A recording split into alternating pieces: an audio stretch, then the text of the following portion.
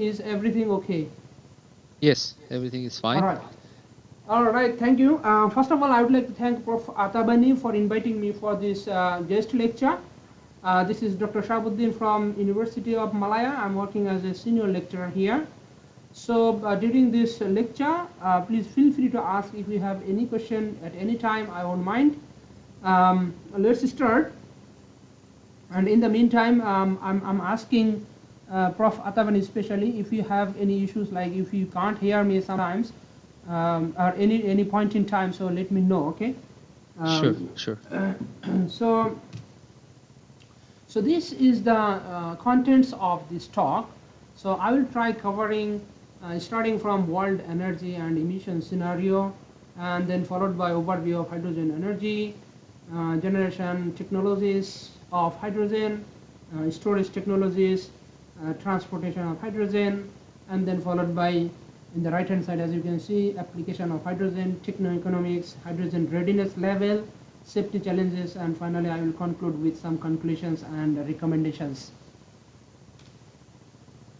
All right, so this slide shows the world energy and emission scenarios and how we can achieve the net zero emission target by 2050. From the left hand side, as you can see, currently we generate or produce about 36 to 38 billion ton of CO2 or gigaton of CO2. So, and according to the International Energy Agencies, in order to achieve this net zero emission target by 2025, we have to reduce our CO2 emission by this trend, using this trend or following this trend. On the other hand, this one shows the stated policy scenario, and this one shows the pledge scenario, and this is the sustainable development scenario. So in order to achieve, as I repeat, in order to achieve the net zero emission target, we have to follow this trend, okay? So currently, our demand is around 550 exajoule of energy, and in 2050, this would be about 671 exajoule. And you can see the gap in between the renewable sources and the conventional energy sources. So this is the amount which we generate from the renewable sources at this moment, and these are the categorically we can see which source giving us what amount of energy from this legend, as you can see. And this is the gaps, you know. So this is the gaps which is coming from sources. And in order to achieve the net zero emission target or sustainable development goal, we have to produce our energy from different renewable or low emission sources, and this would be the scenario in 2050. So I hope you have got the idea of what we are heading towards in order to achieve the net zero emission target, and what role hydrogen can play.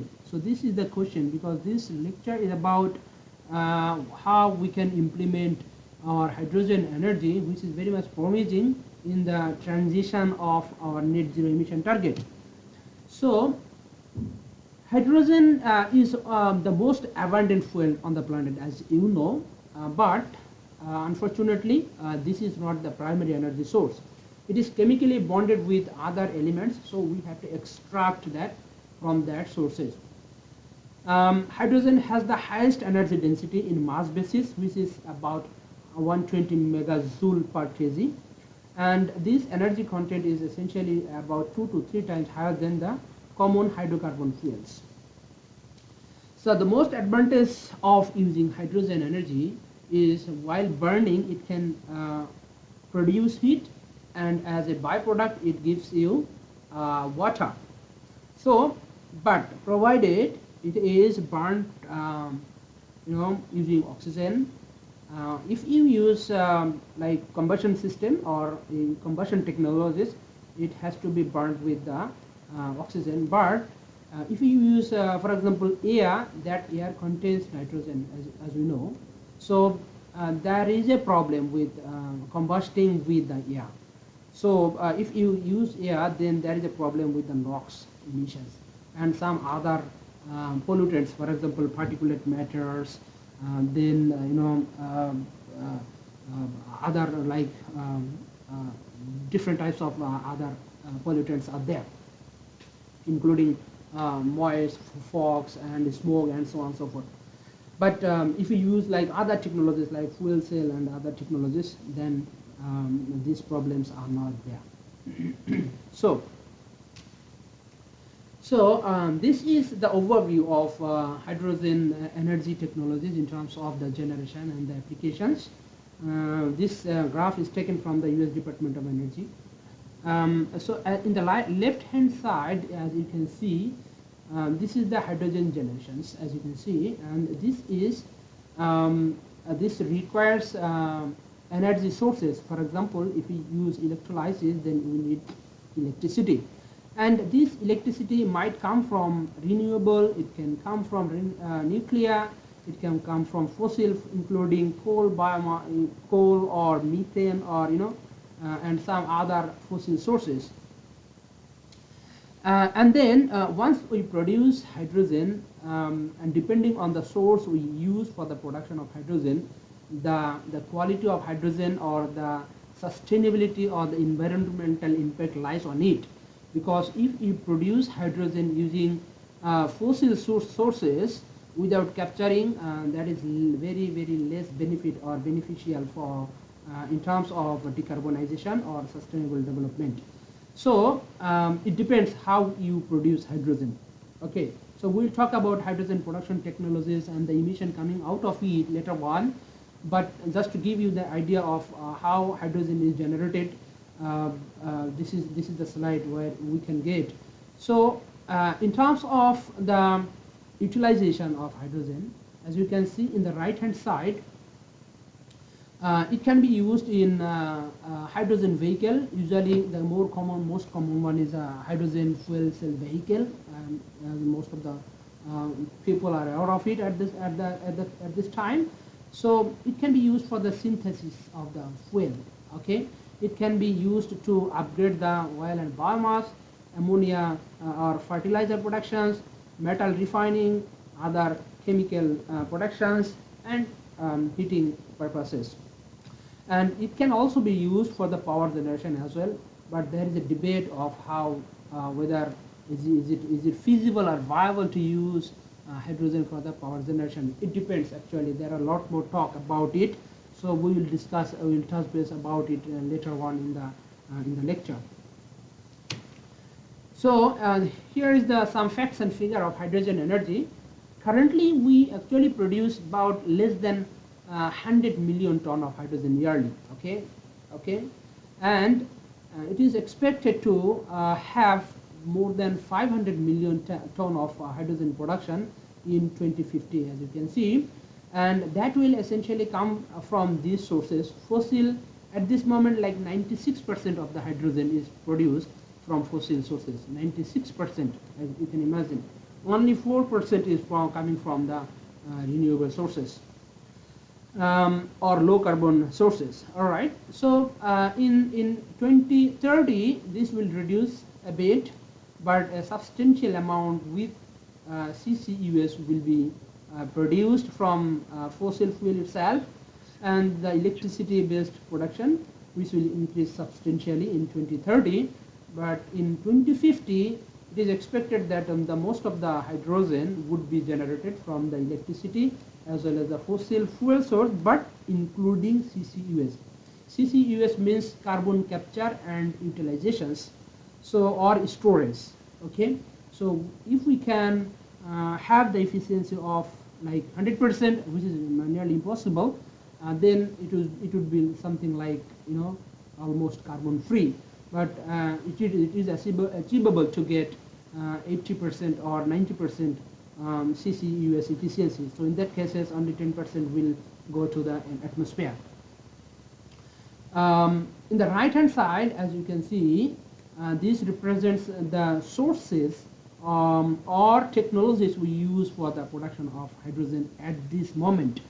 In the bottom, as you can see, natural gas sources using steam methane reforming technology without carbon capture, we produce more than 60% of our hydrogen, and followed by about 22% from the coal gasification, about 16% from our refinery product reforming, and very tiny amount from fossil with CCUS and oil and electrolysis technologies. So demand-wise, in the right-hand side, the secondary axis, as you can see, industry is the maximum user of hydrogen, which is about 55% of the hydrogen is used in the industry. Refinery uses about 42 to 44% of the hydrogen, and transport and other purposes is very negligible. So as we can see, mostly hydrogen is used at this moment in industry and refinery. So that will essentially change over time, because people are heading towards transportation application of hydrogen mostly in the transportation sectors, using fuel cell vehicles and other innovative technologies, for example, which we will discuss later in steel manufacturing or in hard-to-abate sector, which we will discuss later. So while talk about hydrogen, so this slide gives you the idea of how entire hydrogen supply chain works. So in terms of energy and feedstock, as you can see in the top left-hand side, so in terms of the energy, hydrogen is produced from solar, wind, geothermal. Okay, these are the green technologies. These are called green technologies. So that produces power, and that power is used for the electrolysis. Okay, so this is the production technology. And once we produce our hydrogen, that is transferred for different hydrogen packing, and in terms of hydrogen in ammonia production, okay, the conversion, as we can see, as I say as well, that hydrogen is used for the conversion of ammonia. It can be used for the methanol production, okay. And then for transportation, we can use different mode of transportation depending on the types of hydrogen. For example, if you produce ammonia, we use ammonia specifically designed or specially designed ammonia ship carrier. If it is methanol, this is also a specially designed one, and we can use our other technologies or the other mode of transportation for the transporting of hydrogen. For example, specially designed hydrogen ship carrier, we can transport it in hydrogen tanker and pipeline as well. So in terms of the feedstock, as you can see, we can use like oil, natural gas, coal, biomass. So, and these are the technologies for the production. For example, if we use biomass or coal, mostly people are using gasification, and another technology is called autothermal reforming. So that produce syngas and carbon dioxide. Both of these technologies, steam reforming and gasification, produces essentially syngas and carbon dioxide. So that syngas is mainly consisting of CO and hydrogen and CO2. Okay, so this CO and hydrogen and CO2 mixture is called syngas. However, in the subsequent processes, there is a process called water gas shift reaction. So if you use this CO with water, that is called water gas shift reaction, that can essentially give you hydrogen, pure hydrogen plus water. Okay, so and then that the byproduct is CO2 here, unfortunately. So that that CO2 can be used for the methanol production. Okay, and carbon capture technology should be used to capture it, and then for utilization purpose we can transfer it for other industrial application. But the hydrogen we generate in this process is called blue hydrogen. So these blue hydrogen, as I have explained already, that these are the mode of transportation we can use for transporting hydrogen depending on our application, depending on the place or locations where we want to transport it. And then hydrogen unpacking, like you are transporting hydrogen in terms of different modes, like ammonia or methanol or liquid hydrogen or compressed hydrogen. Okay, but depending on the applications, you have to again convert it in hydrogen or in other products depending on your applications. For example, if you want to use for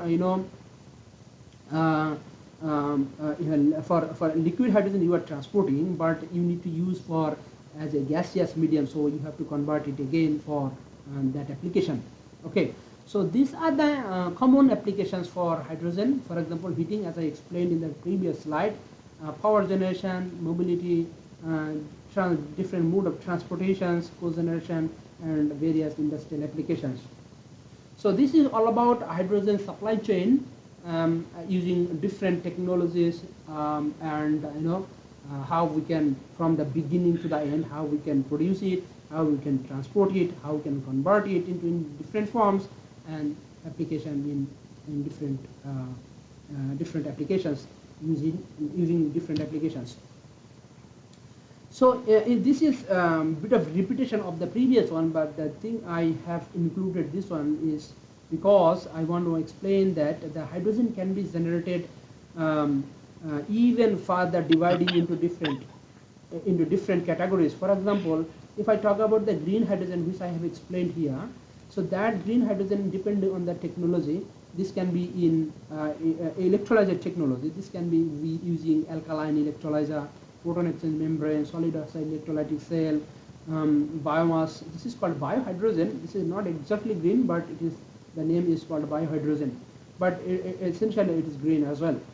So if we use CCUS technology or CCS technology, then this is called blue hydrogen, but there are again different technologies for this. For example, pyrolysis, gasification, steam reforming. Okay, so these are the detailed segregation of our hydrogen technology, different hydrogen production technologies.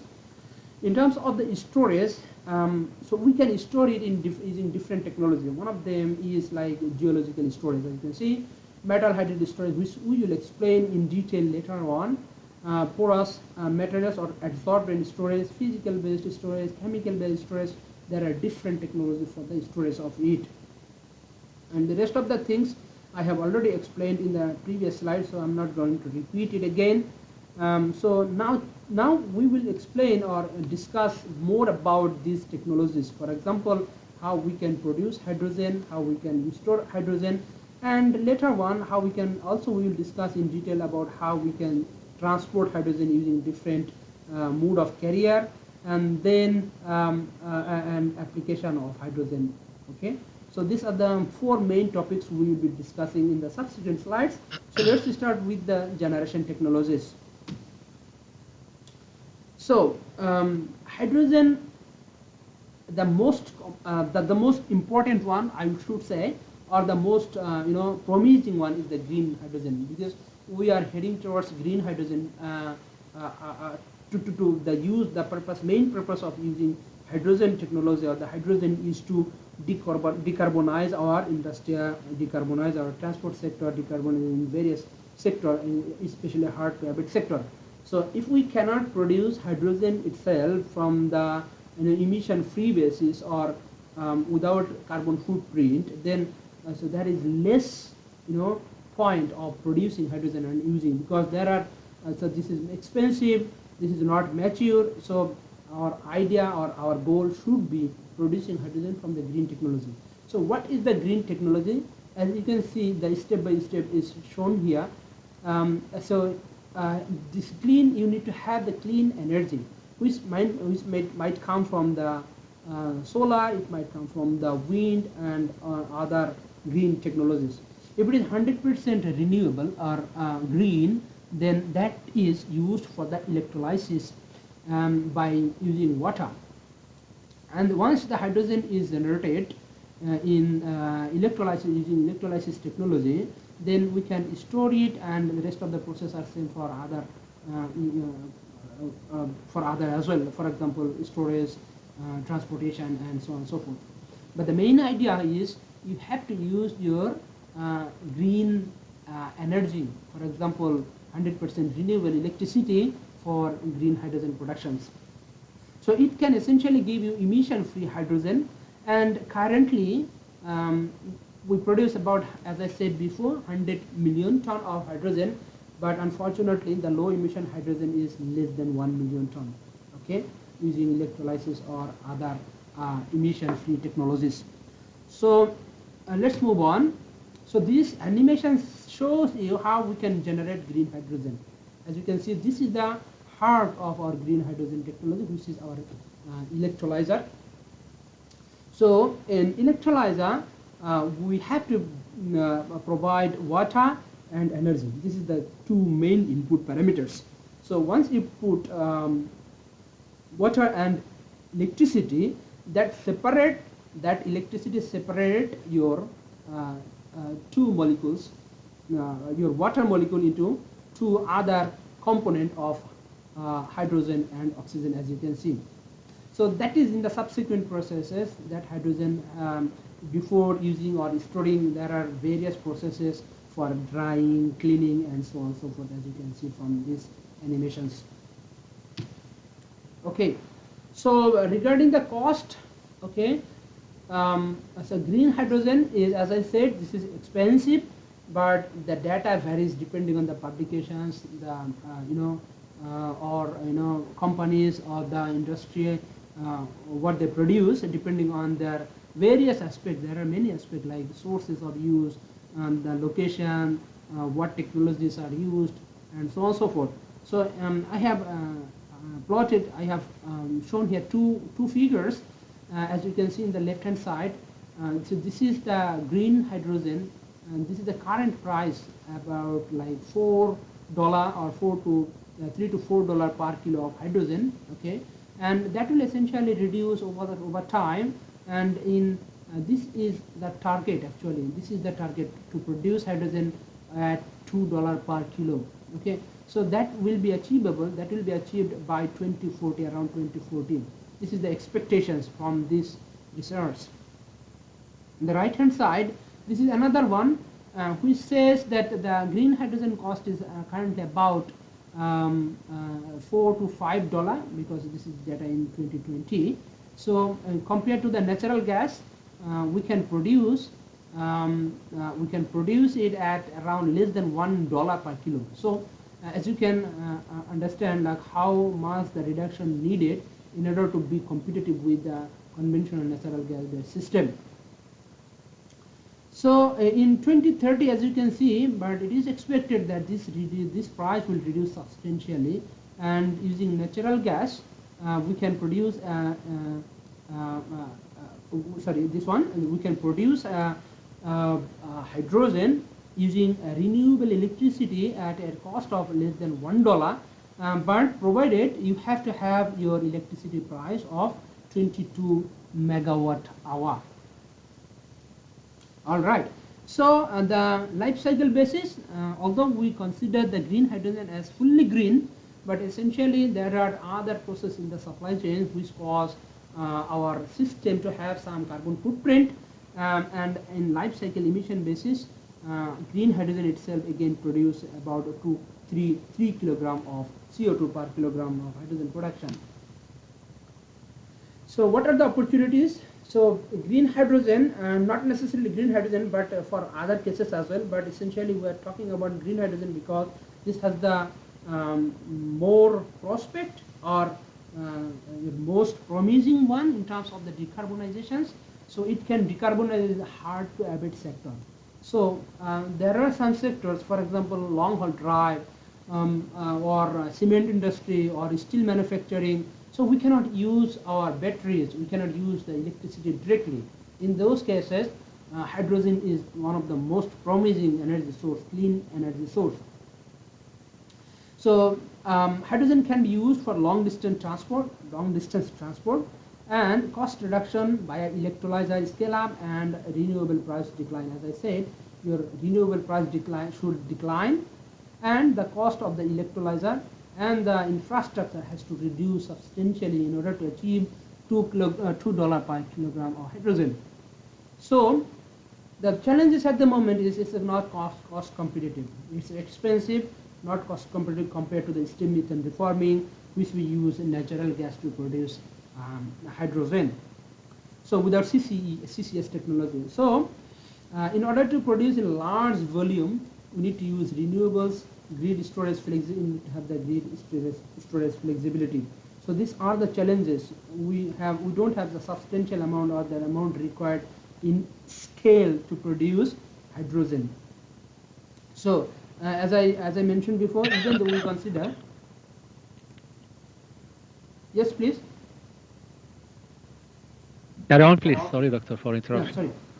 So in order to account the full emission scenario, we have to use the life cycle scenario, assess the life cycle based analysis for the carbon footprint analysis for the green hydrogen generations.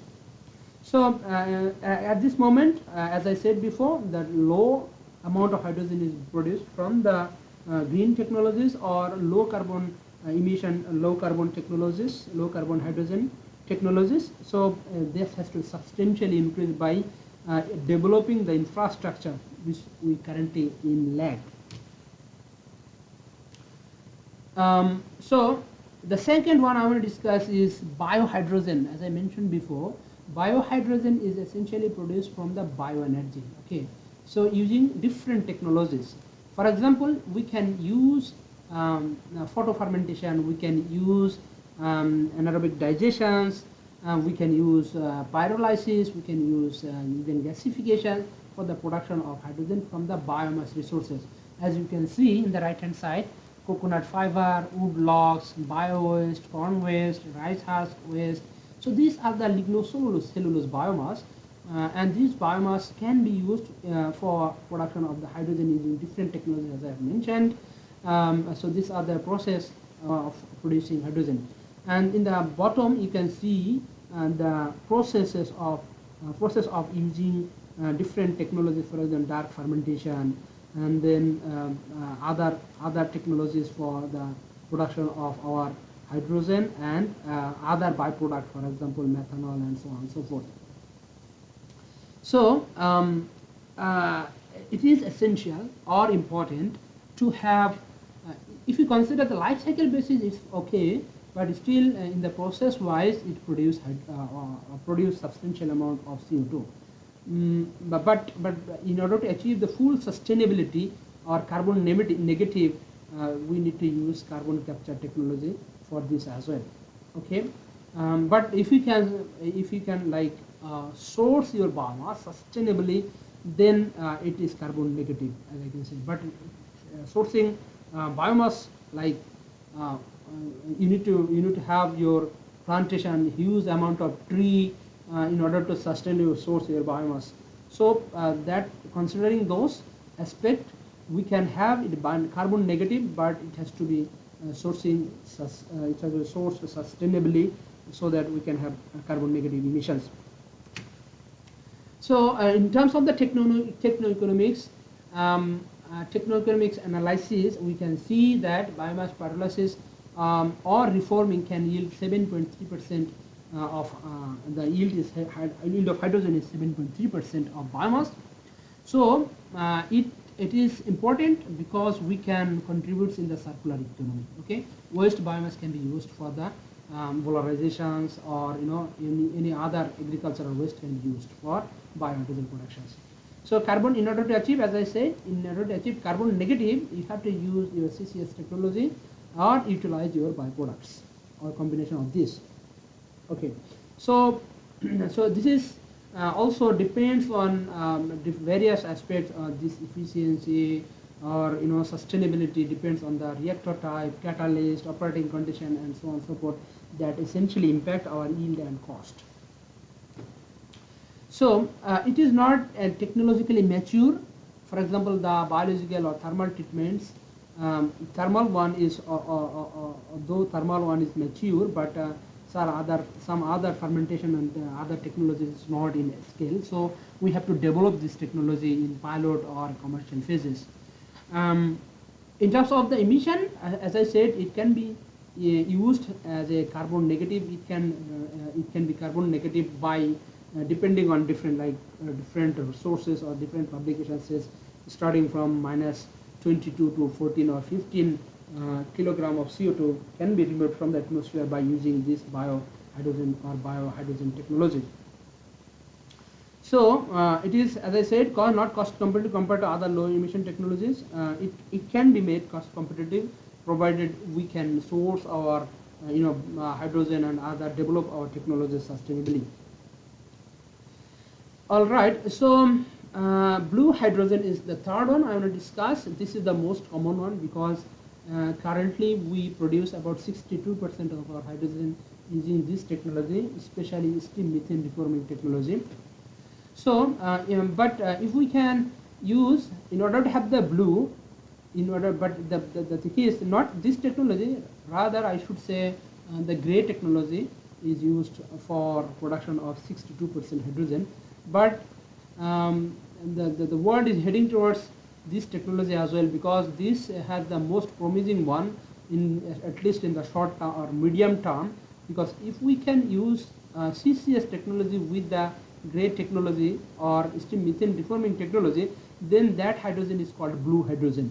Okay, so that has so there is a chance, or there is a possibility of fully or substantially reduce CO2 emission by capturing and further utilizations.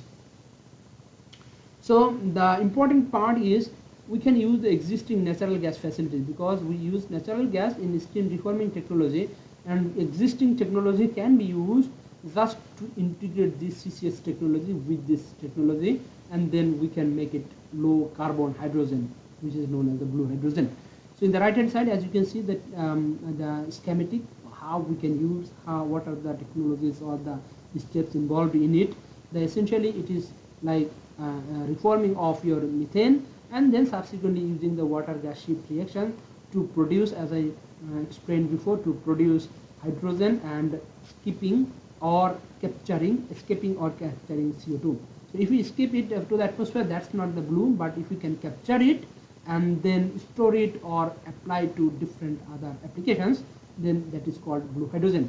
So these are the common applications, common equations or the reactions, I should say, for this blue hydrogen. Like we do partial oxidation instead of full oxidation. We do mainly partial oxidation to produce CO instead of this complete oxidation. Though we cannot avoid fully, but the idea of this is to produce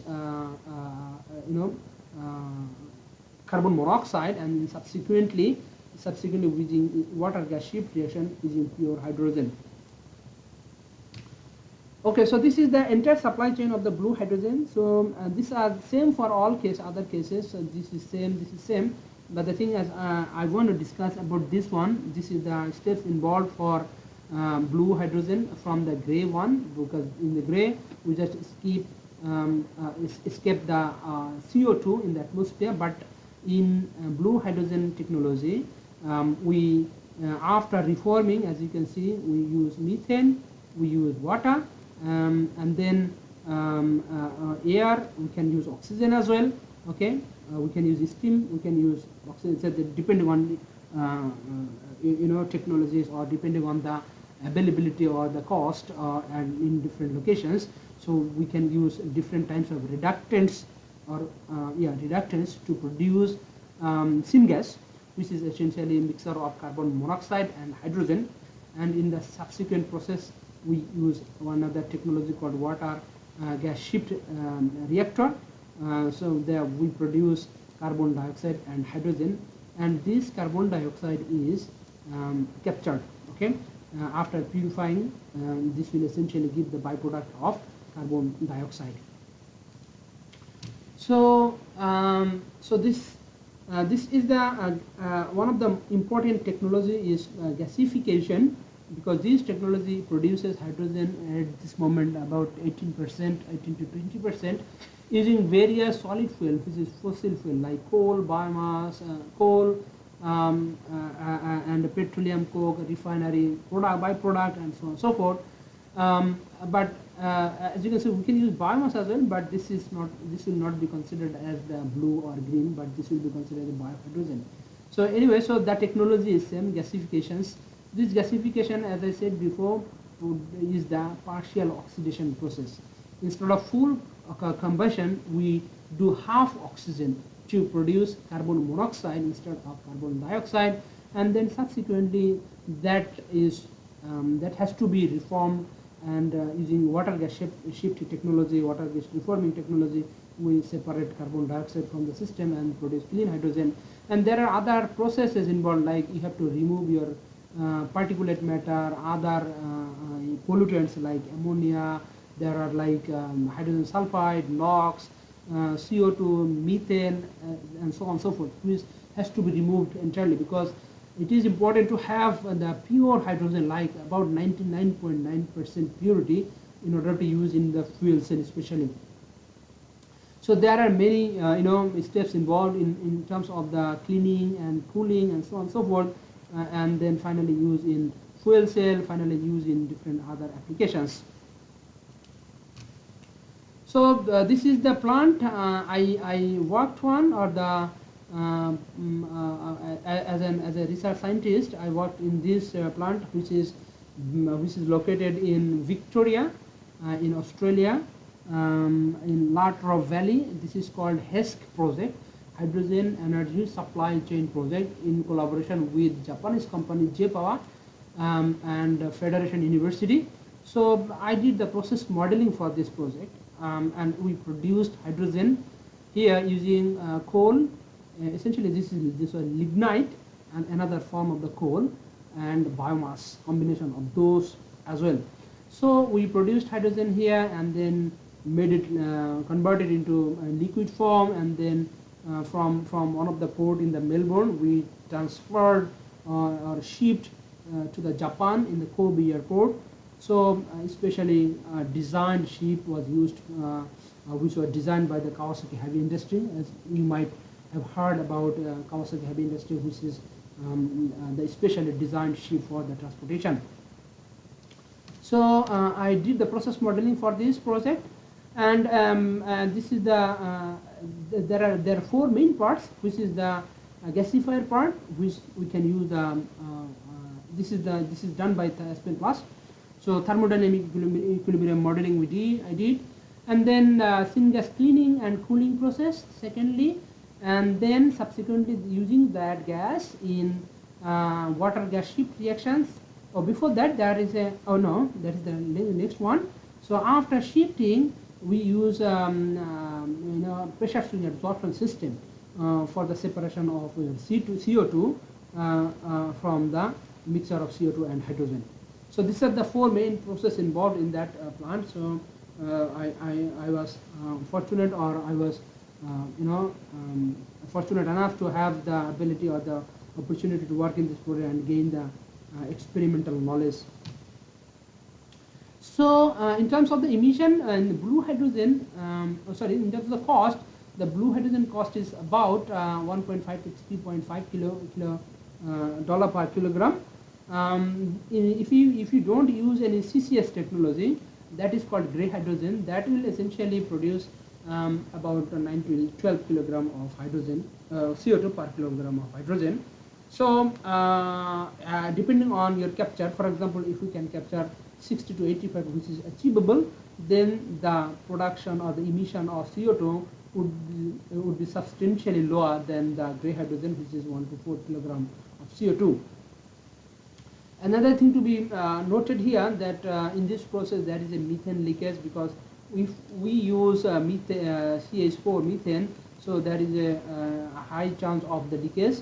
So we have to be, while using this technology, we have to be very careful how we can mitigate this methane leakage, because this is one of the severe emission, because methane in life cycle basis, methane is like at least 25 times severe than CO2, 25 times severe than CO2. Okay, so even though if you use you emit less or substantially lower amount of methane, but in life cycle basis, or which is in terms of the environmental impact, so this is the severity of methane leakage or the methane emission is substantially higher than CO2.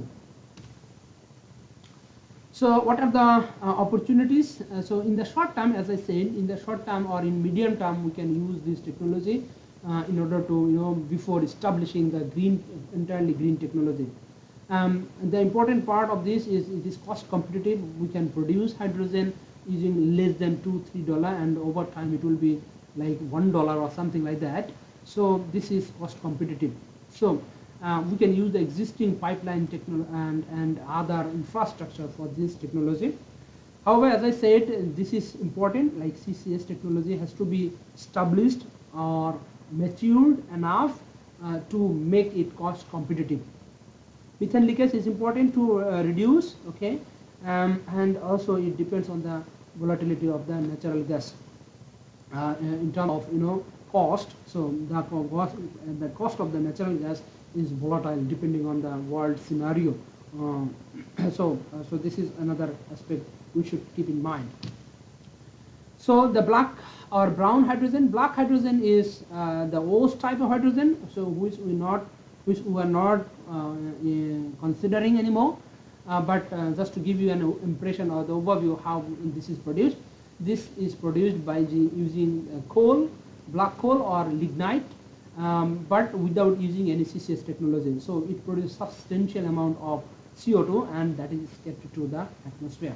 So that has to be, but there is opportunity to use this infrastructure, So we can use the existing infrastructure like the one I showed you before in the plant, like this plant. So nearby these facilities, what we have in Latrobe Valley, so there is a coal-based power plant there. Okay, that produces a huge amount of electricity, like more than 2,000 megawatt. So that infrastructure can be converted into that coal-based infrastructure can be used for the hydrogen generation using integrating with the CCS technology. The emission wise, this is the worst kind of hydrogen, like as you can see, depending on various aspects. So it produces 18 to 25 kilogram of CO2 per kilogram of hydrogen, but in other sources it says like it can produce, like life cycle basis, more than 35 kilogram of CO2 compared to the natural gas. This is the comparison, but the thing is it is the cheapest form of hydrogen, okay, but sacrificing the environmental impact or environmental considerations. So as I said, we can use this infrastructure, which is coal-based power plant or coal-based technologies which are available. We can convert that into gasification-based, integrating with the CCS technology that will essentially give us the blue hydrogen. So which I'm not discussing in detail. Let's move on to the another promising one, which is called turquoise hydrogen. So in turquoise hydrogen, is the process of methane. This is kind of breaking down the methane. Okay, so if we can heat up the methane, that can be converted into solid carbon and hydrogen, and that process is called turquoise hydrogen or methane pyrolysis. Okay, so without the presence of any reactant. Okay, so usually what we do in the gasification process, we use reactant, but in this process we use reducing agent and just heat up, and this is called pyrolysis process or devolatilization process. Okay, so it can essentially produce no emission. Okay, if I don't consider the life cycle basis, but essentially there is no emission from this process. It's a very promising technology. Several pilot plants are underway in the world to develop these technologies. Different industries are looking at it. So this can be a game-changing technology if we can develop in scale.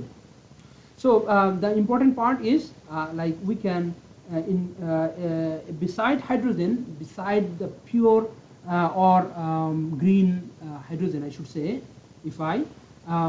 we can produce very important carbon, which is solid carbon, and that has many applications. For example, graphene, carbon nanotube and so on and so forth. This is very, very costly, very, very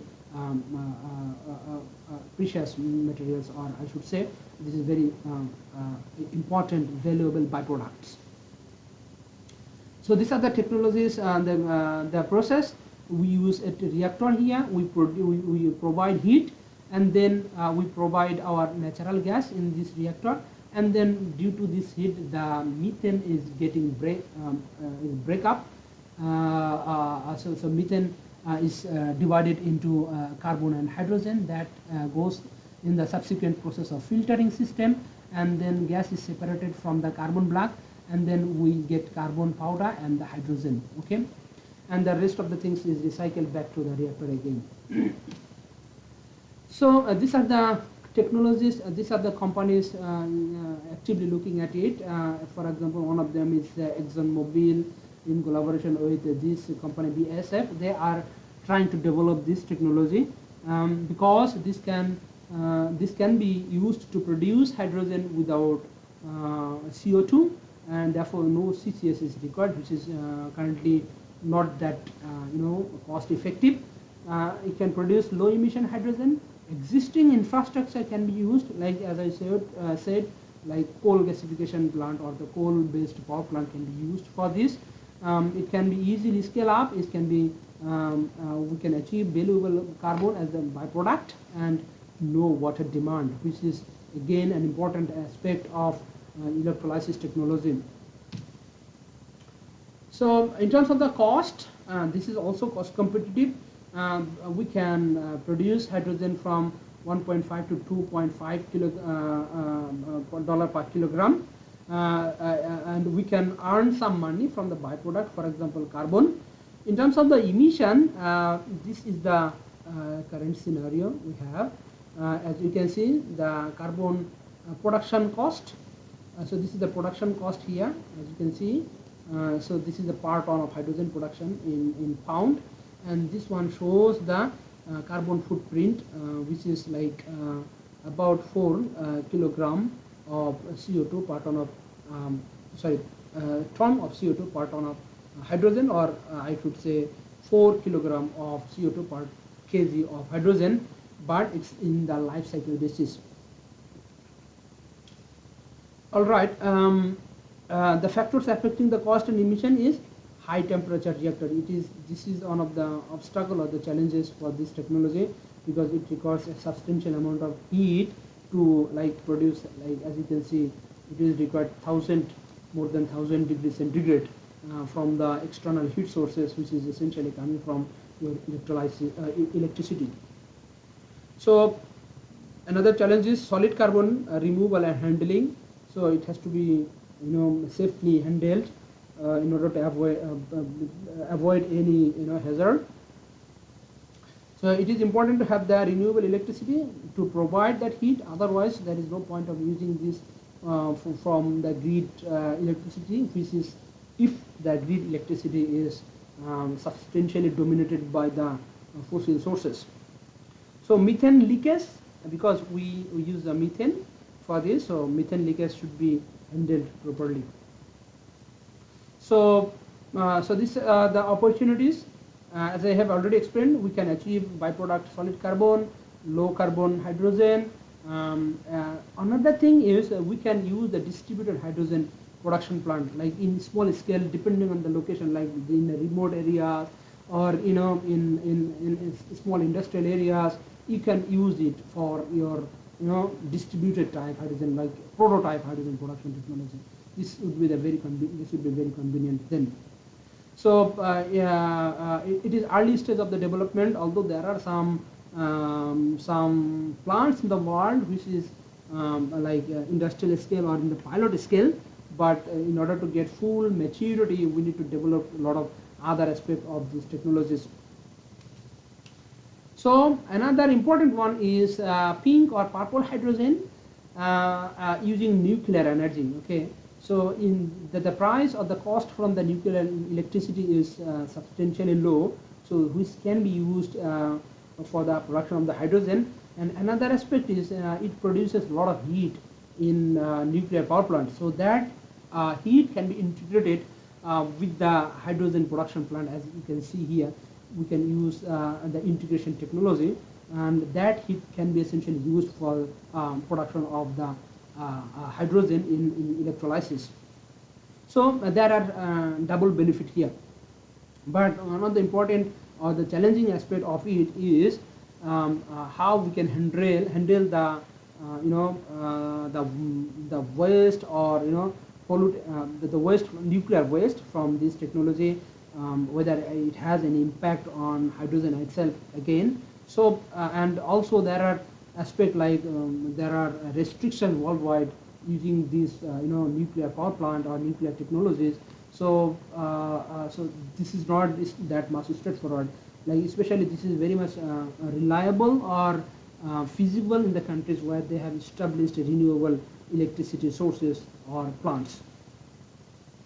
The cost-wise, this can produce hydrogen in a cost of $2 to $4, depending on your reactor and electrolyzer technology. So it can produce almost an emission-free hydrogen, and important aspect, as I said, there is the efficiency depends on the types of electrolyzer we used, how we can integrate our heat produced from the nuclear plant into our hydrogen energy system. So these are all a whole lot of things is associated in terms of the emission and the cost. So this one I have already explained. So these are the challenges I have already explained. This is the public perceptions, political risk of the nuclear industry, high upfront capex. Okay, so not everyone can afford it. Okay, waste handling is an issue. Nuclear safety regulations is an issue. So only viable where nuclear infrastructure is already available or planned. Okay, so this is the summary of hydrogen generation. So I have already explained these technologies, but you can go through the comparison of it, how we can implement depending on the resources availability in a particular country. I believe it is suggested to use those technology, but the whole idea of this technology is to decarbonize our sectors. For example, mobility, industries, and so on and so forth. So depending on the available, like if we have used resources, like in Australia, they have used renewable electricity resources from from wind and solar. So it is very much promising to use this green technology. While in Malaysia, for example, we have a huge amount of biomass which can be used for the biohydrogen productions. Depending on the natural gas reserve, for example, other countries of the entities can use blue hydrogen technology. Okay.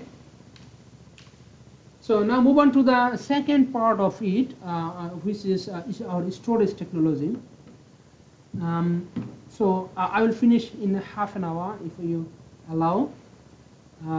So hydrogen can be stored using predominantly two methods. One is physical types or physical storage technology. Other is material based. So in physical storage, it can be compressed. Okay, that is called compressed hydrogen.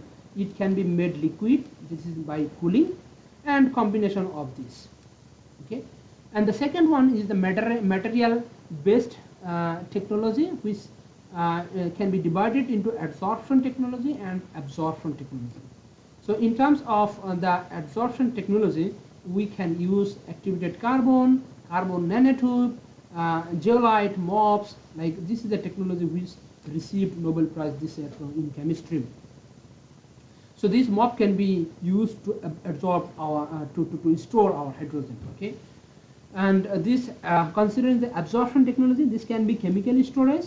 Okay, like LOHC is one of them which I am working on. We can make ammonia. Okay, so there are a whole lot of processes involved or technologies involved in metal hydrate system. This can be elemental hydrate, this can be complete metal hydrate, it can be industrial hydrates. So depending on the technology, the cost and other aspect varies. So which we will discuss in a minute. So this is the most common one, which is compressed gas storage. Okay, and this is used, this technology or this method is used in fuel cell. So, but the important part of it is the designing of your tank. So usually, so these are the materials or process involved in developing this or formulating, making this tank. So for example, we use carbon nanotube, we use different layer, using different kinds of materials to ensure the safety of it. And these are the process involved in while moving or shifting these gases from this tank to applications, for example, in fuel cell. So this is kind of thermodynamics in relation to the compressed gas. So in the pressure and density relationship, if we increase the pressure, your density gets increased proportionally, or I should say using this relation, and the temperature also gets varied. And temperature is also dependent, the density is also dependent on the temperature. As you can see, using different temperature and pressure, this is the density of our hydrogen. So this density, the idea is to increase the density of our hydrogen in order to store it, which we will discuss in the subsequent slide. So usually in gas tank, we use hydrogen at a pressure of 350 to 700 bar. Usually in the fuel cell, this is the range, 700 bar is used. Okay, gravimetric capacity 4 to 6% weight of hydrogen. So our volumetric density can be 25 kilogram of hydrogen per at a pressure of 700. This is essentially very, very low, of like 0.89 kg of hydrogen per meter cube in normal gaseous condition. So, so this is the process involved. We have to compress it, okay, to make the, okay. So this is all about the compressed hydrogen. Now let's talk about liquid hydrogen, the second one. So we can make the hydrogen in the liquid form, but you have to use like substantial amount of energy to make it by cryogenic temperature, which is 253 negative degrees centigrade, in order to make the hydrogen in the liquid form. So then essentially we can increase our volumetric density even further. As you can see, using 700 bar, you can achieve 25 kilogram of hydrogen per meter cube, which can be essentially 70 kilogram of hydrogen per meter cube if we can make it in liquid form. Okay, so these are some of the companies using this liquid form for different applications. For example, NASA, Kennedy Space Center, they are using hydrogen, liquid hydrogen. Kawasaki Heavy Industry. So this is the Kobe Airport, seaport, which the plant I was working previously. So we produced hydrogen and transported hydrogen from Australian, one of the port in Melbourne to this airport. Okay, sorry, this seaport. So this figure shows you the relationship between the pressure and the density. As you can see, in one bar, the density is about 0.89 kilogram per meter cube. So the energy content of that is 0.003 kilowatt or per liter. But if we can increase the density, for example, using different pressure from 150, 350 or 700, the density can be increased substantially. But when you make it liquid, okay, then it can be 70 kilogram per meter cube. So that is a variation in data like this one. This shows the other data I showed you before is giving you 25, but this one is kg per meter cube, or I think kg per meter cube, same unit. But please, I have to double check this one. This might not be correct. This can be 40 kilogram per meter cube at this pressure 700 bar or 70 megapascal. So this figure is important.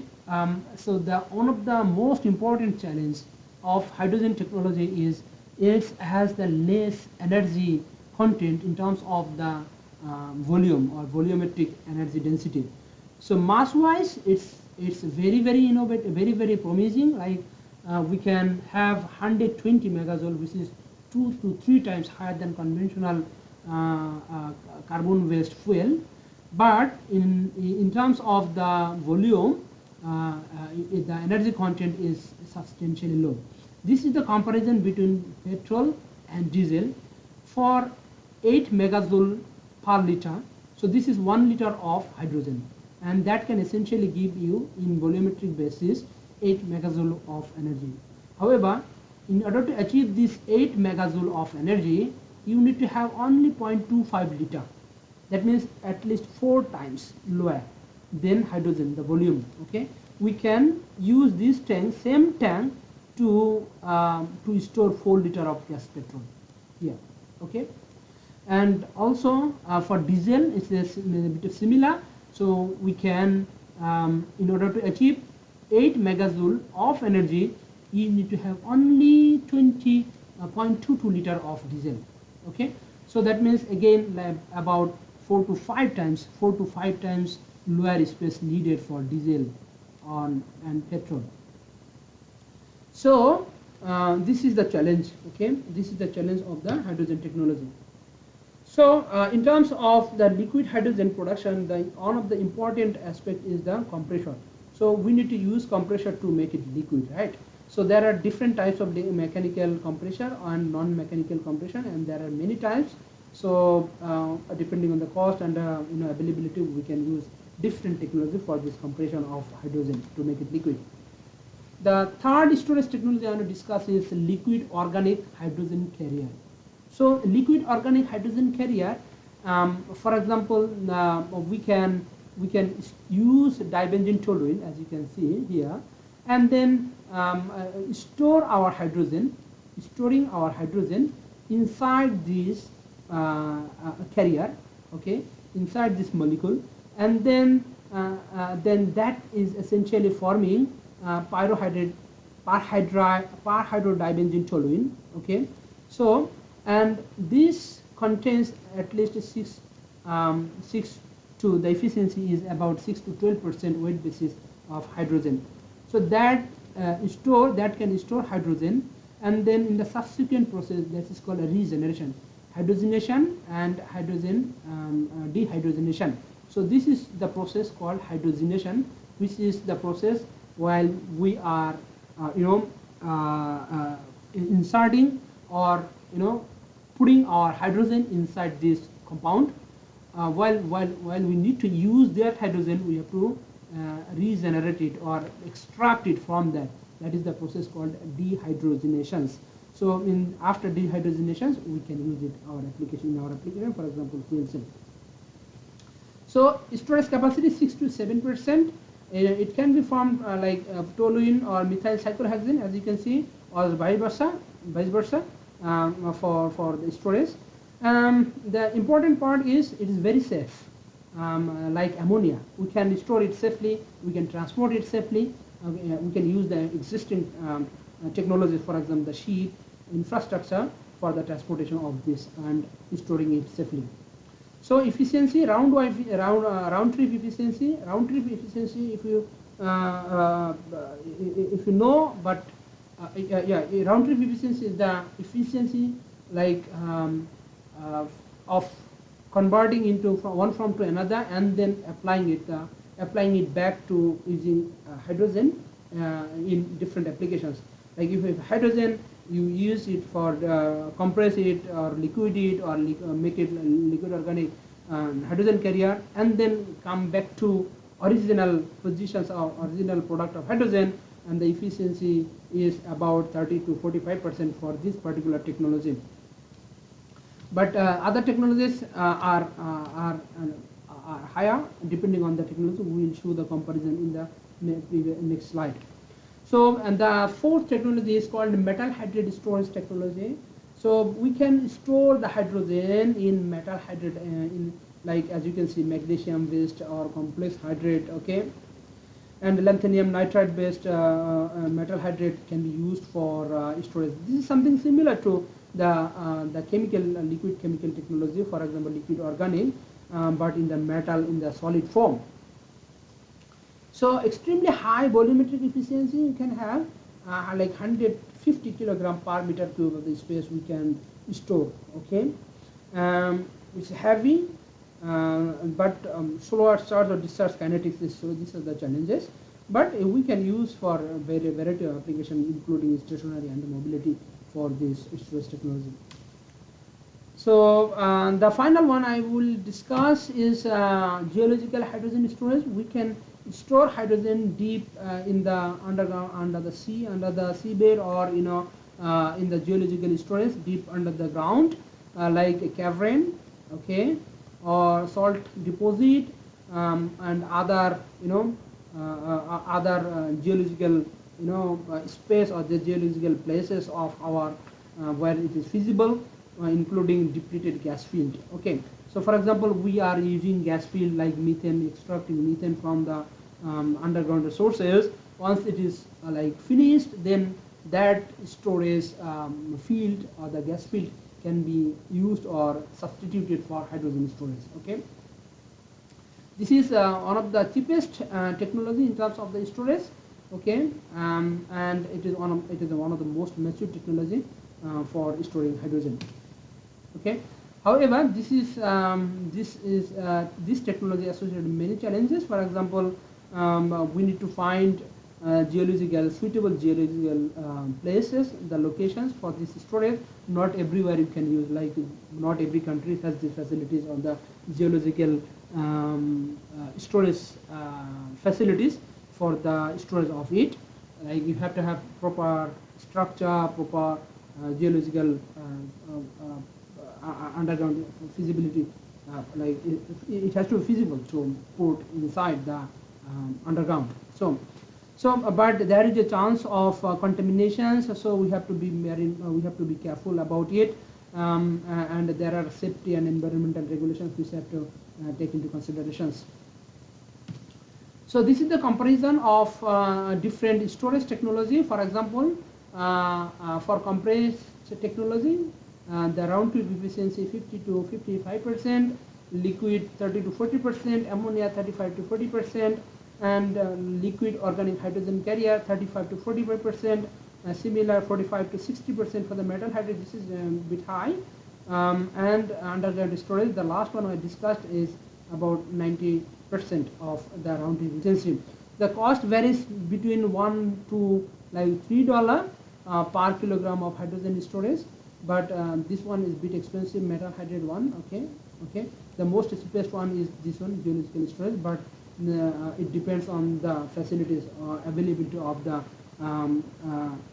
storage facilities depending on the locations. So there are some pros and cons of these different technologies and cases where we can use and why not. For example, this is compressed technology, can be used mostly in the car and buses for mobility.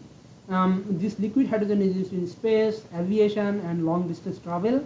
Ammonia is used in shipping and export market. LOHC is used is a safe liquid storage technology where you have existing infrastructure. So metal hydrate, especially in the industrial hydrogen storage, and this depends on the availability of your facilities, geological structure. So depending on these various technologies, there are particular pros and cons.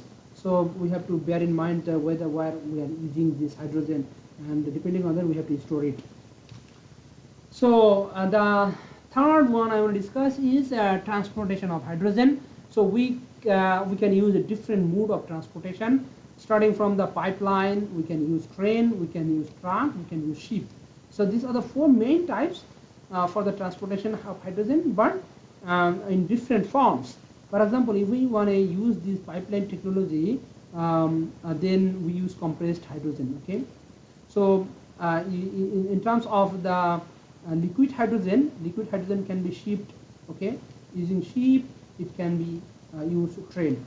The compressed hydrogen we can use truck, we can use pipeline. Okay, and then distributions. Okay, let's talk about okay, this is a figure like commercially people are using these technologies. For example, tip trailer. This is for the liquid transportation. This is for the compressed gas. This one for the liquid hydrogen in ship. This is probably the one we used from Kawasaki Heavy Industry for the transportation from Australia to Japan. And pipeline, of course, we can use from the existing natural gas pipeline system, but there are some challenges here because the material compatibility and safety are the issues here. So, but it will take a bit of time for the full development of the pipeline technology to make the technology of the infrastructure compatible for the hydrogen. So in terms of ranking, which one is applicable for which applications, this is one of the research they have conducted, and then they have made the ranking of which technology is suitable or favorable for particular applications. For example, they used they consider different properties. For example, volumetric capacity, investment, transportation range, GHG emissions, and so on and so forth.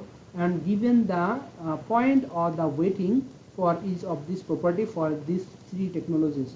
For example, volumetric capacity basis, the pipeline technology has received the highest rank or highest points, which is 3, and followed by truck in the liquid form and truck in the gaseous form, and then finally they have done the calculations and summarized them and then found that so this liquid and gas truck transportation received a 26 point. However, for the pipeline one they have received 34.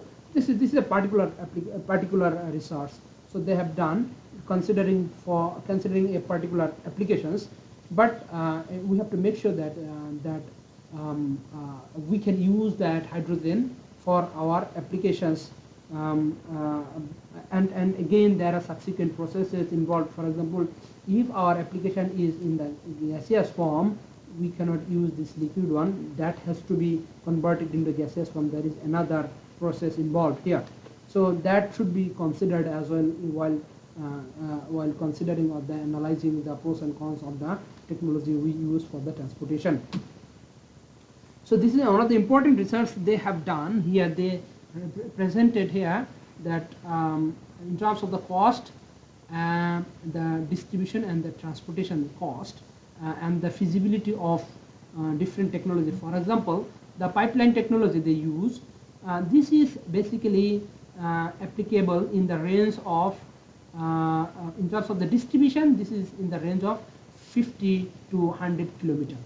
In terms of the transmission, like I believe you understand the difference between distribution and the transmission. So this one can be used for the onshore transmission in the pipeline, onshore and transmission in the pipeline as well. Retrofitted and the new. Retrofitted is the one which is existing one. You do the development of it. You do the some development, and that is called a retrofitted one. And the new is the brand new one. So we can use within the range of 1,000 kilometer this pipeline technology, but it is not feasible to use greater than 1,000 kilometer. So this is the cost range. So 0.1 to $1 per kilogram if you use this. Okay, if you use these methods or these technologies within the range, the cost would be something around $0.1 per kilogram. So while talking about the shipping, so this one is not feasible to distribute or transmit in this range. Okay, within the 500 kilometer, the shipping is not feasible either in the liquid form or in the ammonia form. But it is very much feasible or promising while we are transporting our hydrogen over 1,000 kilometer, and the cost would be somewhat around this $1 to $2 per kilogram, or even higher, depending on locations, depending on the transportation distance, and technologies, for example, liquid hydrogen, ammonia, and HC. So the track one is most feasible in the short-term distance, short distance. For example, liquid hydrogen and the gaseous hydrogen is the most feasible one within the range of 0 to 500 kilometers, and the cost varies depending on your transportation and distribution distances. So, but this tracking, of course, it is not feasible for greater than 1,000 kilometers. Okay, it's not feasible. So these are the limitations of particular technologies and pros and cons, I should say. So this table shows the maturity of the technology, like this one, maturity, transportation cost, emission involved, and the maturity and the energy demand of a particular technology.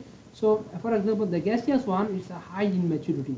Okay, compressed one also very high maturity, but this is in medium liquid hydrogen.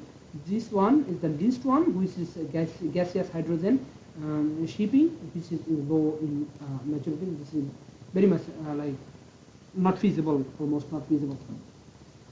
So, so this is again the similar one, then detailed of energy loss, then additional energy needed, distance required for this particular gaseous, liquid, and shipping technologies, maturity, emissions, and the detailed distributions. You can have a look later on. So I'm skipping that. So the final one before okay. So this is the application. Okay, I have a few more. Okay, yeah, I'll finish in about 20 minutes. Is it okay, Prof? Yes. All right. It's okay. So yeah, it's okay. Okay, thank you. Yeah. So the hydrogen, the application wise, hydrogen can be used for power generation, but there is a debate of using this for power generations, but depending on the circumstances we can use for power generation as well. But if it is green hydrogen, this can be considered to be zero emission. Okay, so high efficiency 40 to 60%, and if we can integrate with the heating system, then the efficiency can be 80 to 90% even. So ideal for backup power plant, remote power plant, and renewable storage. Okay, so this can be the storage. This can be as a fuel source. Okay, fuel cell. This can be as a used as a fuel source for the power generation. So this can be portable as well. So this is the most common use of hydrogen nowadays. People are thinking about it, that how we can implement in our transportation sector. And the most common is fuel cell vehicle. In the West there are like many fuel cell car. Although in the rest of the world is also heading towards the fuel cell vehicle. So this is on the right hand side, as you can see, this is the configuration of the fuel cell vehicle. It consists of a fuel cell. This is the heart of it, and it uses hydrogen tank to use this fuel cell to generate electricity and supplying it to the motor. So these are the key parts of this fuel cell technology. But let's try understanding how it works. If you allow me to give the overview of this technology from a video.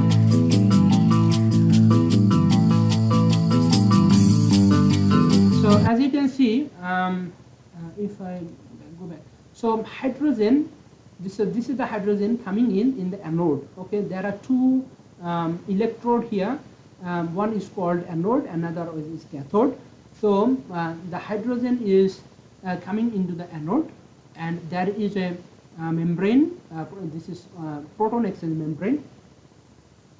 So this membrane, proton exchange membrane, by name itself, we can understand that it can exchange the proton. Okay, So this anode, so this what this anode does is allows proton, this hydrogen the ion, the electron and proton of hydrogen can be separated from this anode, and then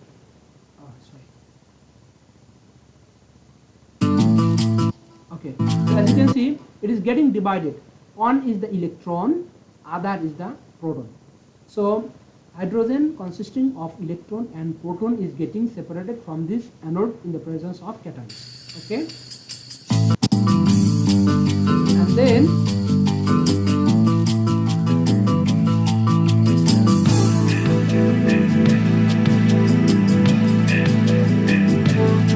okay, oh sorry.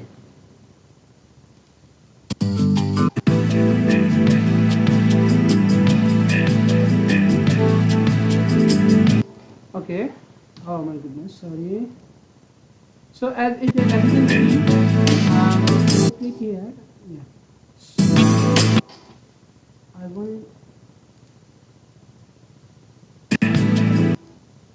I wanted to show you this one.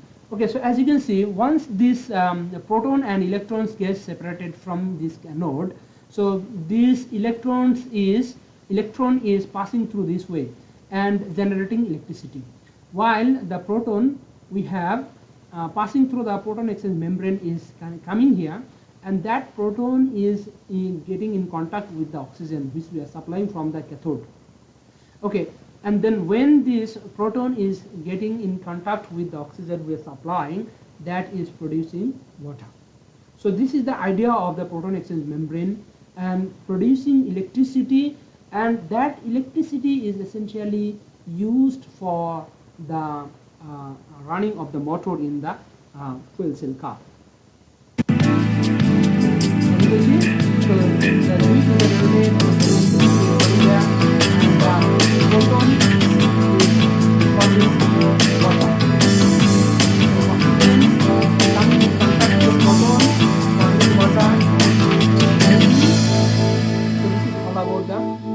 Technology used in our car. Sorry. So let's move on. There is a debate all over the world whether we should use fuel cell technology or lithium-ion battery. So there are pros and cons of it, of them. So if I do the comparison here, as you can see, if you use the direct charging or battery system, so essentially there is no in the electrolysis. There is no electrolysis. There is no loss here.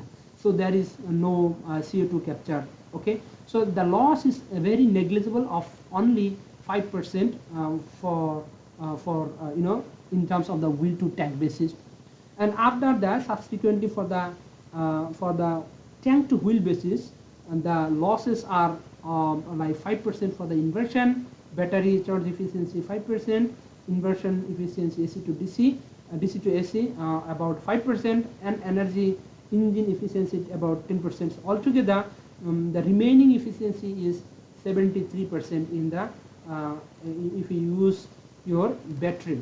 On the other hand, in terms of the fuel cell, hydrogen fuel cell technology, there is a substantial loss in the energy in the electrolysis process. So that 30% goes away, and other transportation, storage and distribution, we have loss of 26%. So remaining energy is 52%,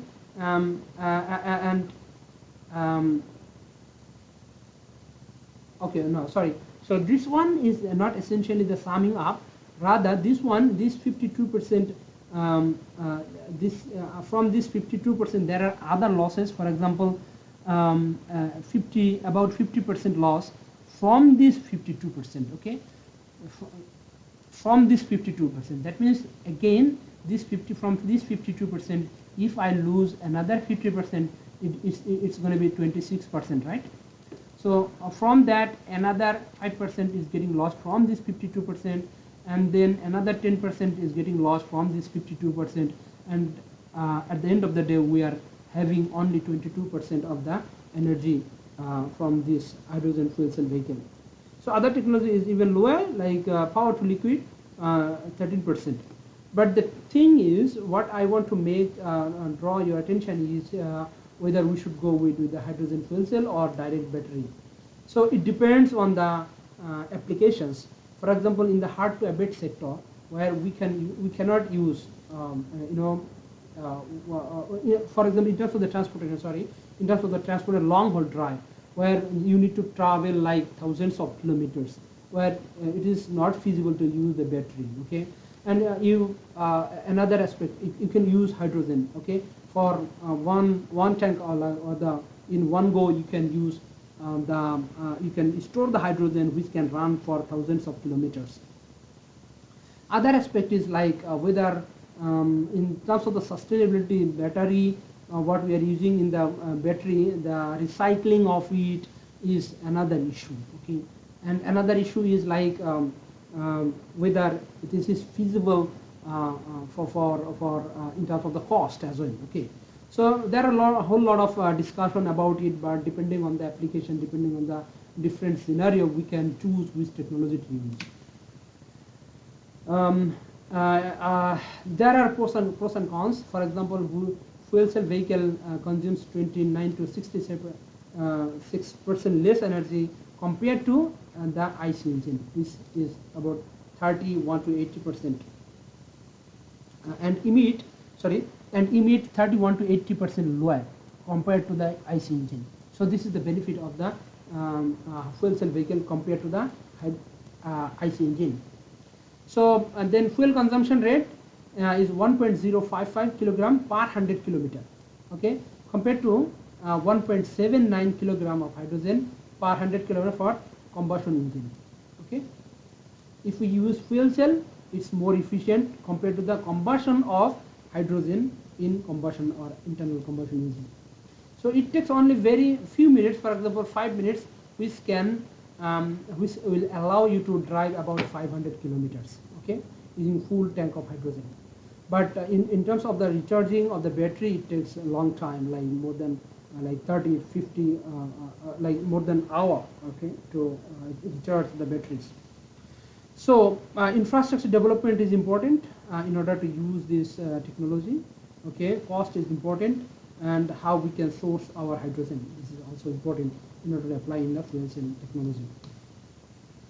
So industrial applications, hydrogen is mostly used in industrial application, like more than 50%, predominantly in oil refinery and ammonia and methanol production. So this technology currently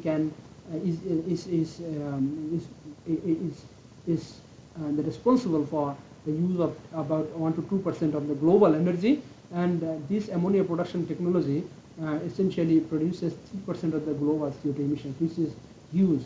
But if we can use hydrogen, hydrogen which is green, then this amount of CO2 emission can be reduced. So the idea is to transitioning from the gray hydrogen to the green hydrogen, and this will essentially help us reducing about 1 billion ton of CO2 from the hydrogen technology itself. So hydrogen is a substantially it's very much probably not substantially used at this moment, but very much promising for steel industries, especially using hydrogen DRI technology, which I have worked substantially extensively in the previous few years, and produced or developed some technologies. So which I'll talk in a minute, but before that, this is the main idea of using hydrogen in the steel making technologies. For example, in reduction process, we use carbon monoxide, which is essentially coming from the coal. Okay, so that can be substituted with hydrogen to produce metallic iron and water as a byproduct. Okay, instead of CO2, this can give you water and clean metallic iron. So so there are companies like Midrex is using trying to use this hydrogen DRI technology. Essentially, they are using natural gas in their plant, but they want to substitute with hydrogen fully or partially.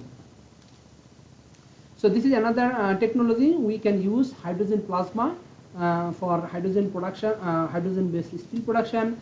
So this is the technology I, along with my colleagues in Swinburne and ANU, Australian National University, developed, where we can actually produce low carbon steel by using high gangue content ore, using this hydrogen and DRI, and subsequently integrating another technology called melting furnace to remove the gangue materials from it, and then subsequently steel making from the BOF or steel making electric arc furnace technology. So there are other applications, for example, energy storage and residential heating, which I'm not going to discuss in detail.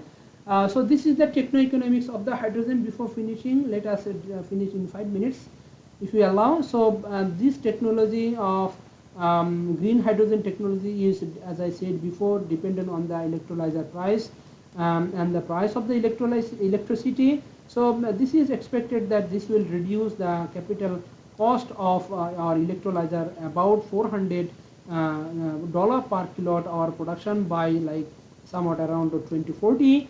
And then this is also the capex of the electrolyzer itself in terms of the net zero emission scenario and other aspects like place scenario and the current scenario. So this is substantially going to reduce over time, and in that cases we can produce hydrogen at a cost of less than $2 per kilogram. So this is again similar things which I'm going to skip for this time being. You can have a look later on.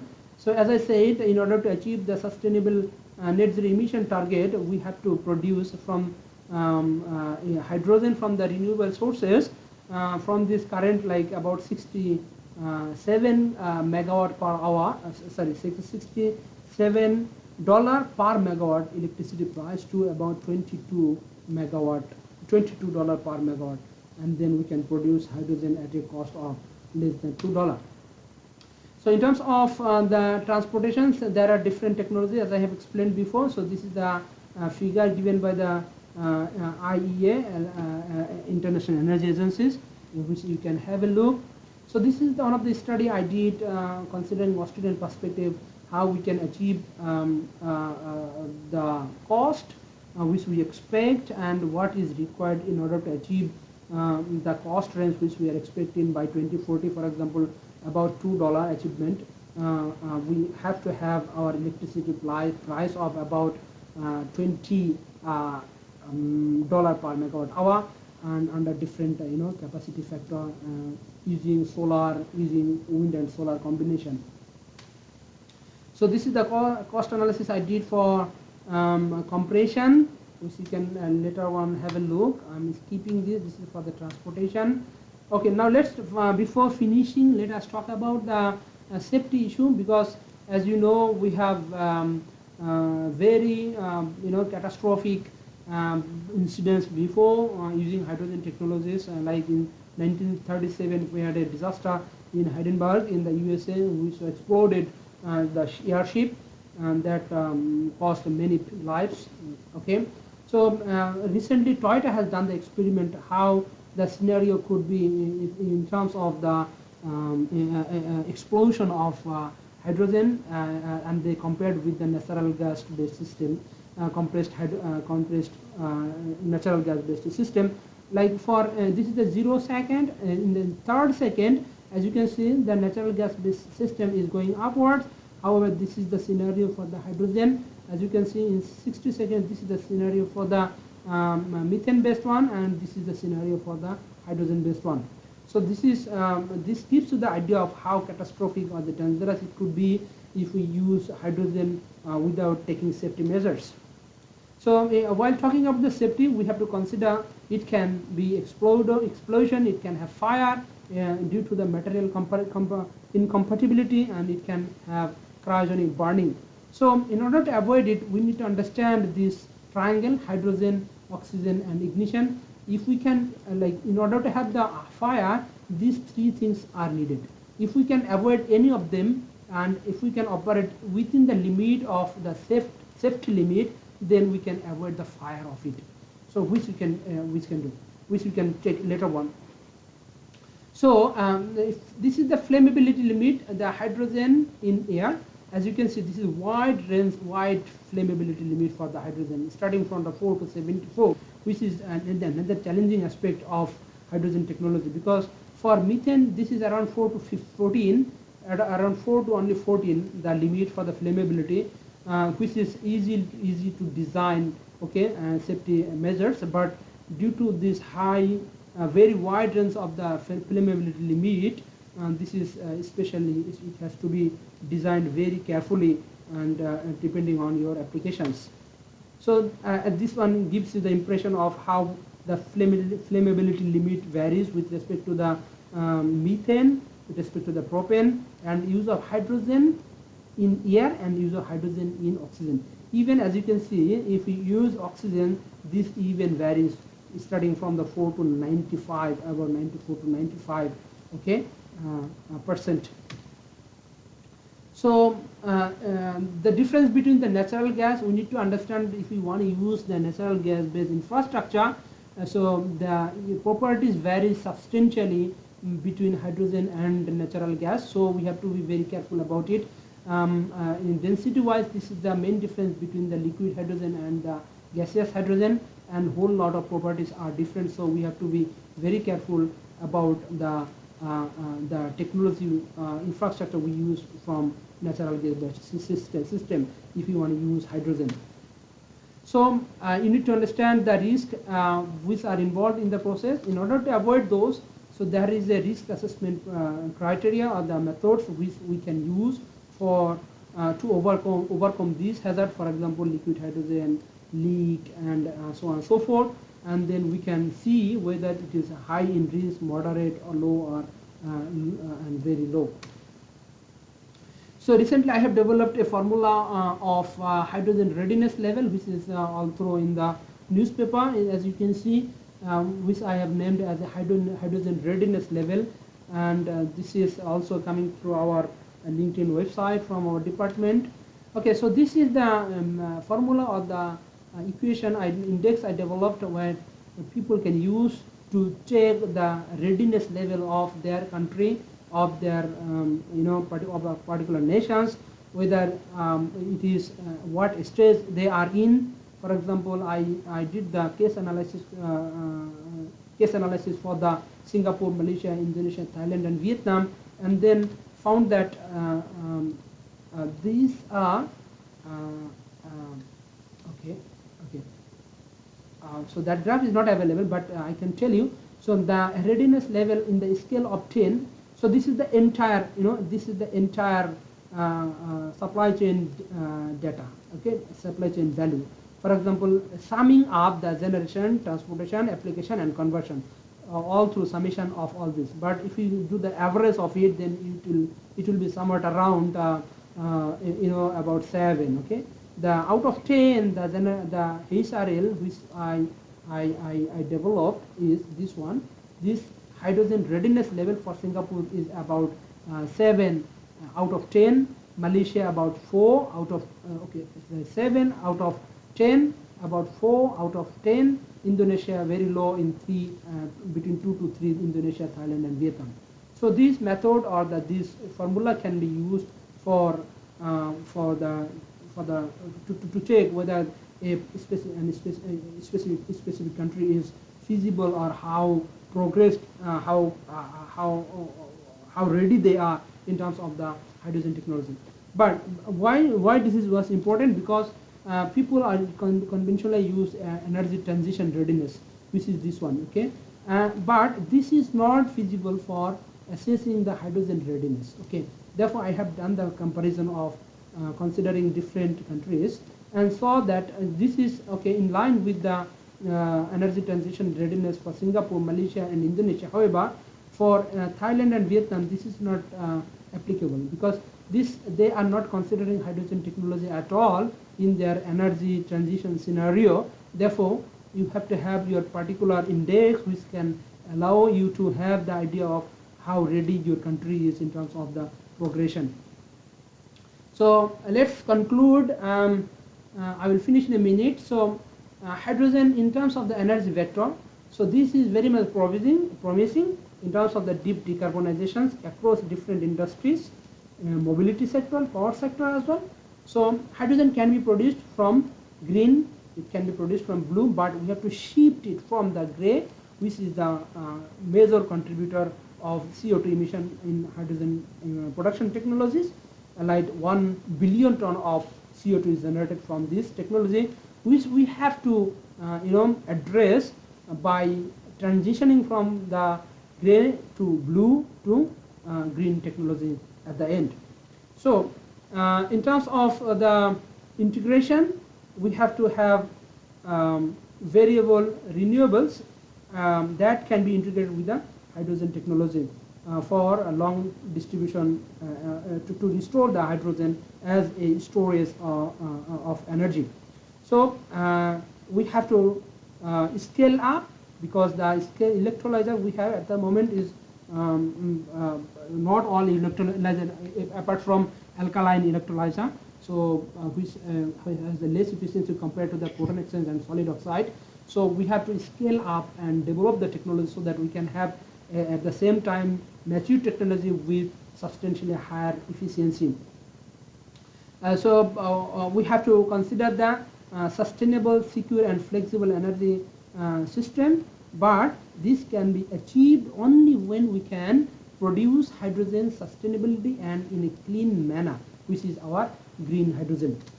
So in terms of the technoeconomics, our goal at this moment is to produce hydrogen in a cost of 1 to 2 kilogram, but currently only this is achievable from steam methane reforming technology without carbon capture, which is not feasible for in terms of the sustainable development.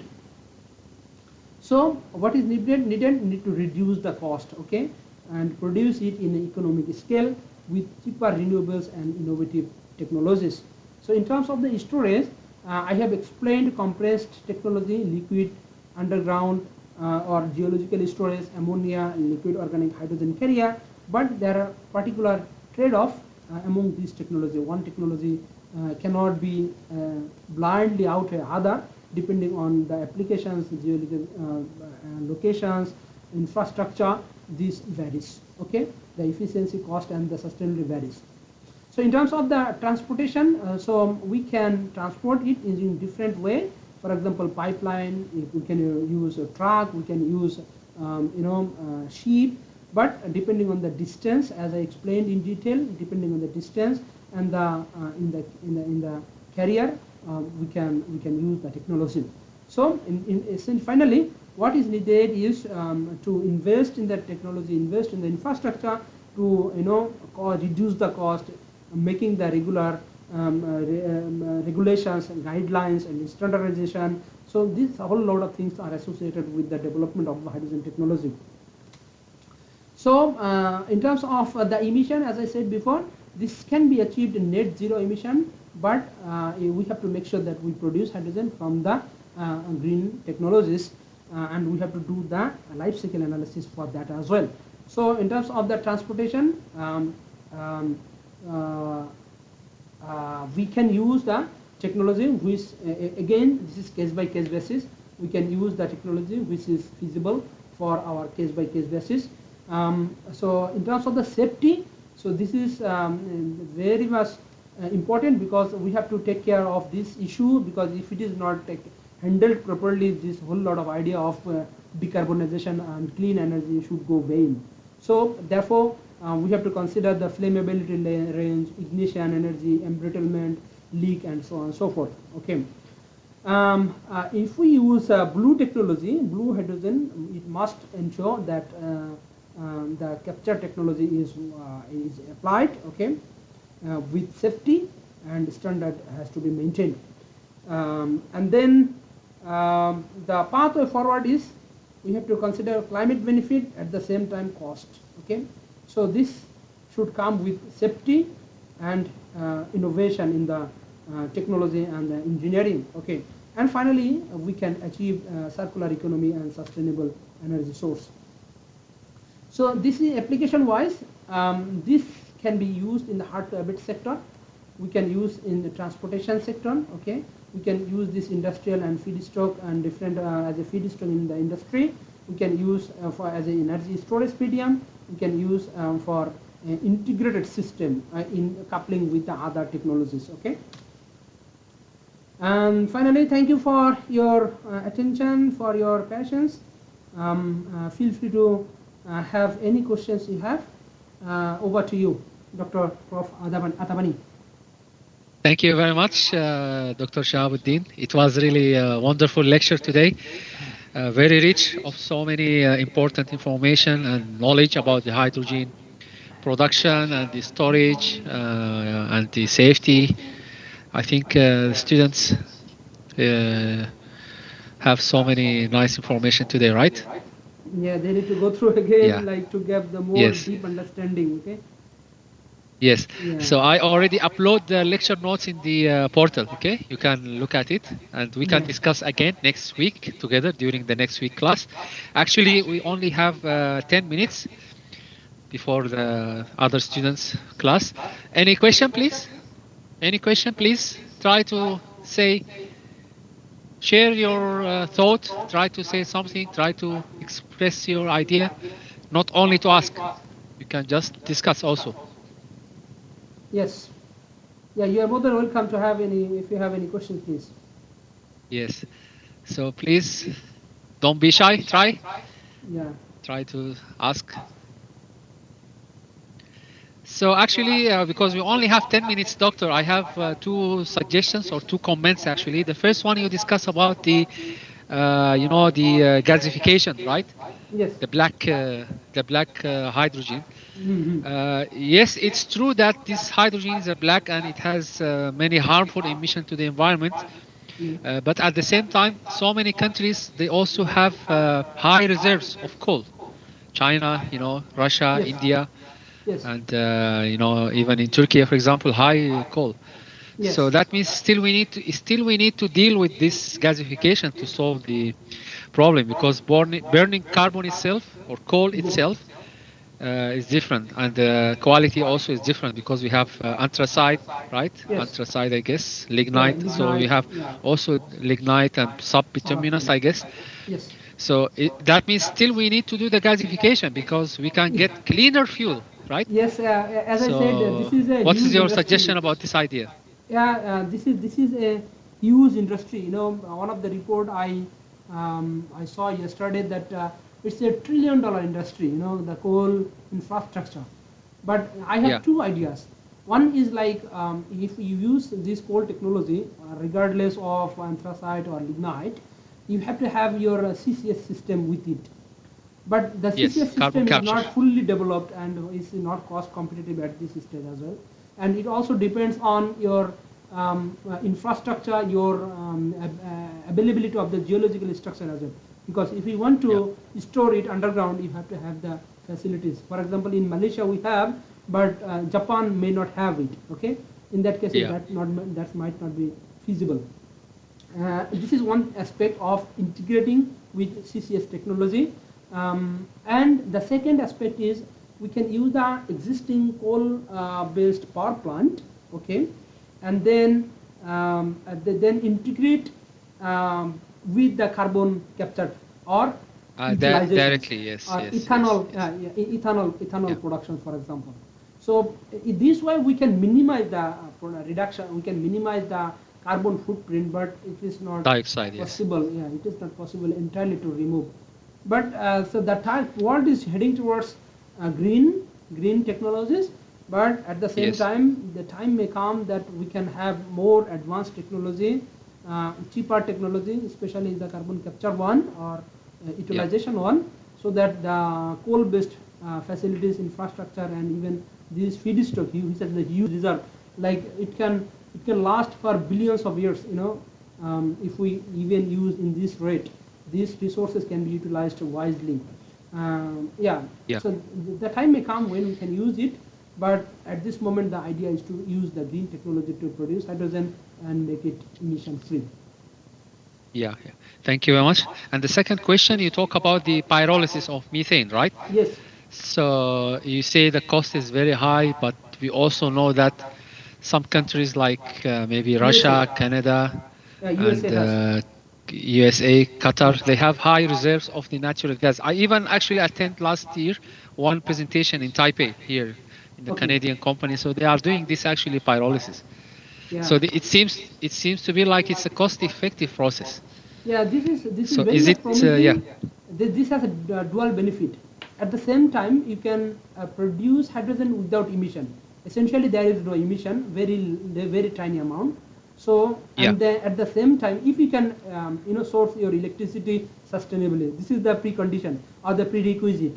So, if your electricity is green, then pyrolysis process using methane pyrolysis is entirely emission free. And at the same time, as I mentioned before, that you can produce carbon, solid carbon, which is very precious. At the moment, Added value product, yes. Yeah, as a Valuable byproduct. Yeah. So people are using carbon nanotube, graphene. So this has many applications. So this has a dual benefit of using pyrolysis technology. But the thing is, it requires huge energy because the pyrolysis is slow process. Devolatilization takes time, and the process is not that fast. Kinetics is very slow. But you need to use the catalyst. So there is another aspect which is catalyst. Using this technology, you need to have the catalyst which is cheaper.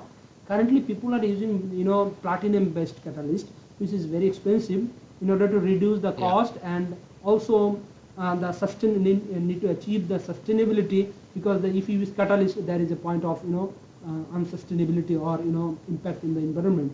So we have to think about like how we can sustainably use this catalyst, which is cheaper, and then produce hydrogen from the electricity, which is green. Yeah.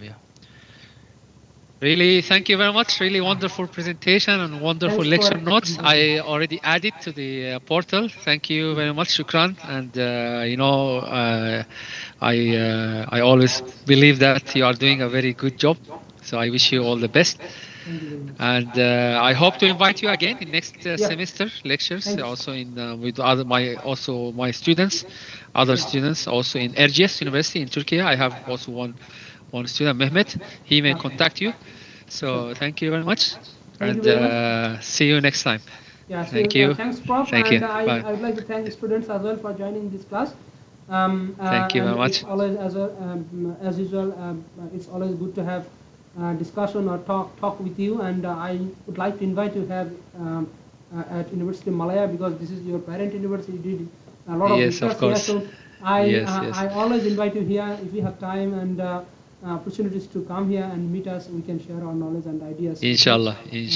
Thank you very much. Thank you. Right. Thank you very much. Assalamu alaikum. Okay. Bye bye. Assalamu alaikum. Bye bye.